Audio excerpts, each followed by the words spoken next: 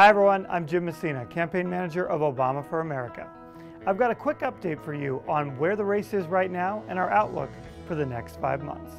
Over the past few weeks, I've had people asking me about all the polls they're seeing. I say the same thing to all of them.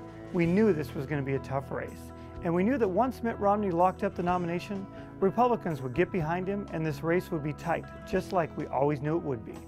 You know what really matters in a close election? The unprecedented grassroots organizing we're doing every day in states across the country. We're following the strategy we've had since day one, and we can't afford to lose focus on that. Here's one more thing you can tell your friends when they ask you about the latest polls. We're actually ahead of where we were at this point last time around. Remember summer of 2008? Folks don't remember it this way, but in May and June of 2008, a lot of polls were saying we'd never pull it off. In fact, 8 different national polls had us anywhere from neck and neck to down a few points.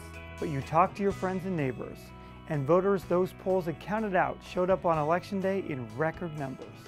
We're going to do that again this year on an even bigger scale. And this time around, we're starting out with an advantage. If the election were held today, we would win 243 of the 270 electoral votes we need to win. Romney would come in at 191 with 104 electoral votes up for grabs in the battleground states where we're doing some of our best organizing, opening up offices, staffing up, and registering voters. These are states where we've already out-organized what we did in 2008, which, to quote the Vice President, is a big deal. A quick example, in North Carolina in 2008, we won by 14,000 votes, but we registered more than 160,000 new voters. That was the difference. That's how we won. This time around, we're taking the same approach. So while polls say it's too close to call in North Carolina, what matters to me is this. We've already registered 83,000 voters this cycle in North Carolina.